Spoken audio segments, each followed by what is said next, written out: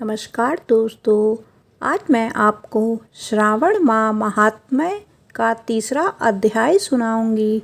आप सभी मेरे साथ बोलिए ओम नमः शिवाय।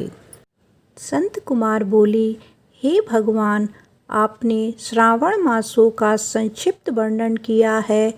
हे स्वामीन, इससे हमारी तृप्ति नहीं हो रही है, अतः आप कृपया करके विस्तार से वर्णन करें, जिसे सुनकर हे सुरेश्वर मैं कृतज्ञ हो जाऊं।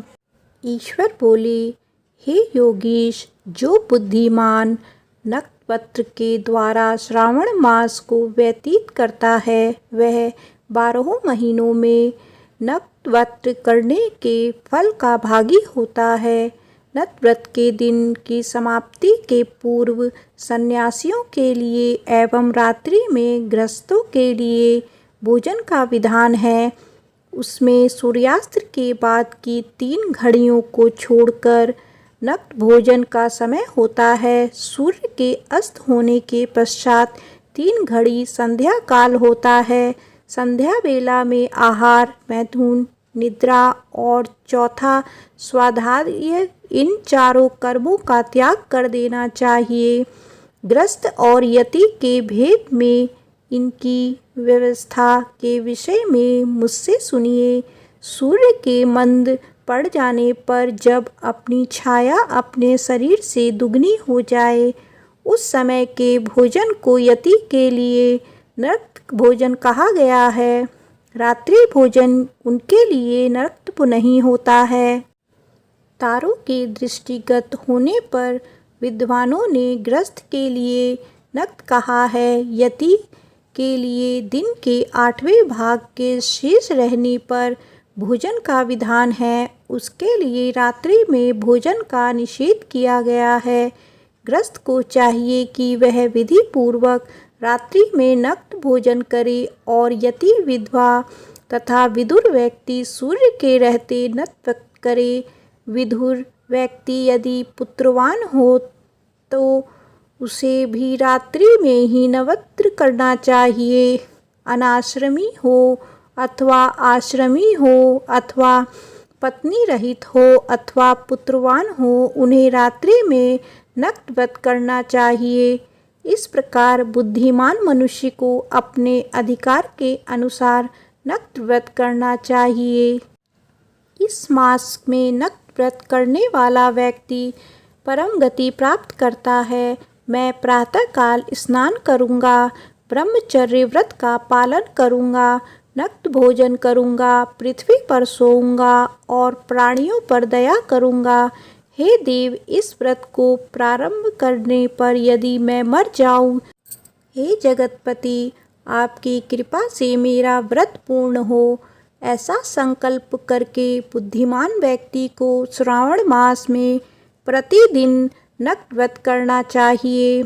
इस प्रकार नक्त व्रत करने वाला मुझे अत्यंत प्रिय होता है। ब्राह्मण के द्वारा अथवा स्वयं ही अतिरुद्र, महारुद्र अथवा रुद्र मंत्र में महीने भर प्रतिदिन अभिषेक करना चाहिए। हे वत्स्य, मैं उस व्यक्ति पर प्रसन्न हो जाता हूँ, क्योंकि मैं जलधारा से अत्यंत प्रीति रखने वाला हूँ। अथवा रुद्र मंत्र के द्वारा मेरे लिए अत्यंत प्रीतिकर होम प्रतिदिन करना चाहिए। अपने लिए जो भी भोज्य पदार्थ अथवा सुखोपभोग की वस्तु अति प्रिय हो, संकल्प करके उसे श्रेष्ठ ब्राह्मण को प्रदान करके स्वयं महीने भर उन पदार्थों का त्याग कर देना चाहिए। हे मुनि, अब इसके बाद उत्तम लक्ष्य पूजा विधि को सुनिए। लक्ष्मी चाहने वाले अथवा शांति की इच्छा वाले मनुष्य को लक्ष्य बिल्व पत्रों या लक्ष्य दूर्धादलों से शिव की पूजा करनी चाहिए। आयु की कामना करने वाले को चंपा के लक्ष्य पुष्पों तथा विद्या चाहने वाले व्यक्ति को मल्लिका या चमेली के लक्ष्य पुष्पों से श्री हरि विष्णु की पूजा करनी चाहिए। शिव तथा विष्णु को प्रसन्नता तुलसी के दलों से सिद्ध होती है। पुत्र की कामना करने वाले को कटेरी के दलों से शिव तथा विष्णु का पूजन करना चाहिए। बुरे स्वप्न की शांति के लिए धान्य से पूजा करना प्रशस्त होता है। देव के समक्ष निर्मित किए गए रंगवल्ली आदि से विभिन्न रंगों से रचित पद्म, स्वास्तिक और चक्र आदि से प्रभु की पूजा करनी चाहिए। इस प्रकार सभी मनोरथों की सिद्धि के लिए सभी प्रकार के पुष्पों से यदि मनुष्य लक्ष्य पूजा करे तो शिवजी प्रसन्न होंगे। तत्पश्चात उद्यापन करना चाहिए, मंडप निर्माण करना चाहिए और मंडप के त्रिभाग परिणाम में वेदिका बनानी चाहिए। तदंतर पुण्याहवाचन कर के आचार्य का वर्ण करना चाहिए और उस मंडप में प्रविष्ट होकर गीत तथा वाद्य के शब्दों और तीव्र वेद ध्वनि से रात्रि में जागरण करना चाहिए। वेदिका के ऊपर उत्तम लिंग तो भद्र बनाना चाहिए और उसके बीच में चावलों से सुंदर कैलाश का निर्माण करना चाहिए। उसके ऊपर तांबे का अत्यंत चमकीला तथा पंच पल्लव युक्त कलश स्थापित करना चाहिए और उसे रेशमी वस्त्र से विशिष्ट कर देना चाहिए। उसके ऊपर पार्वती पति शिव की स्वर्णमय प्रतिमा स्थापित करनी चाहिए। तत्पश्चात पंचामृत पूर्वक धूप दीप तथा नदैव के उस प्रतिमा की पूजा करनी चाहिए और गीत वाद्य नृत्य तथा वेद शास्त्र तथा पुराणों के पाठ के द्वारा रात्रि में जागरण करना चाहिए।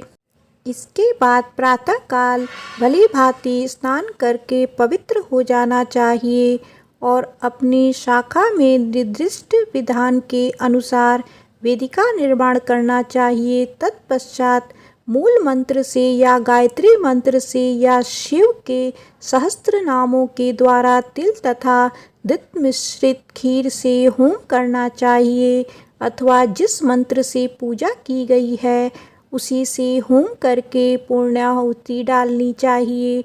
इसके बाद वस्त्र अलंकार तथा आभूषणों से भली भांति आचार्य का पूजन करना चाहिए। तत्पश्चात अन्य ब्राह्मणों का पूजन करना चाहिए और उन्हें दक्षिणा देनी चाहिए। जिस जिस वस्तु से उमापति शिव की लक्ष्य पूजा की हो उसका दान करना चाहिए। स्वर्णमयी मूर्ति बनाकर शिव की पूजा करनी चाहिए। यदि दीप कर्म किया हो तो उस दीप का दान करना चाहिए। चांदी का दीपक और स्वर्ण की वर्तिका अर्थात बत्ती बनाकर उसे गोघृत से भरकर सभी कामनाओं और अर्थ की सिद्धि के लिए उसका दान करना चाहिए। इसके बाद प्रभु से क्षमा प्रार्थना करनी चाहिए और अंत में 100 ब्राह्मणों को भोजन कराना चाहिए। हे मुने, जो व्यक्ति इस प्रकार पूजा करता है मैं उस पर प्रसन्न होता हूँ। उसमें भी जो श्रावण मास में पूजा करता है उसका अनंत फल मिलता है। यदि अपने लिए अत्यंत प्रिय कोई वस्तु मुझे अर्पण करने के विचार से इस मास में कोई त्यागता है तो अब उसका फल सुनिए।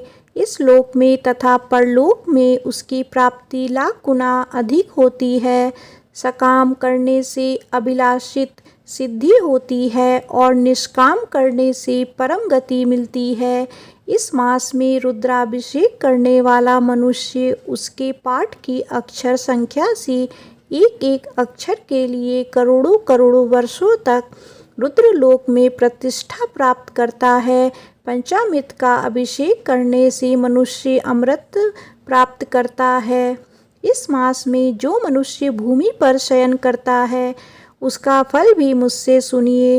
हे द्विज श्रेष्ठ, वह मनुष्य 9 प्रकार के रत्नों से जड़ी हुई सुंदर वस्त्र से आच्छादित बिछे हुए कोमल गद्दे से सुशोभित देश तकिए से युक्त रम्य स्त्रियों से विभूषित रत्न निर्मित दीपों से मंडित तथा अत्यंत मृदु और गरुणाकार प्रवाल मणि निर्मित अथवा हाथी दांत की बनी हुई अथवा चंदन की बनी हुई उत्तम तथा शुभ शैया प्राप्त करता है। इस मास में ब्रह्मचर्य का पालन करने से वे की दृढ़ पुष्टि होती है। ओज बल, शरीर की दृढ़ता और जो भी धर्म के विषय में उपकारक होते हैं वह सब उससे प्राप्त हो जाता है। निष्काम ब्रह्मचर्यवर्ती को साक्षात ब्रह्म प्राप्ति होती है और सकाम को स्वर्ग तथा सुंदर देवांगनाओं की प्राप्ति होती है। इस मास में दिन रात अथवा केवल दिन में अथवा भोजन के समय मौन व्रत धारण करने वाला भी महान वक्ता हो जाता है।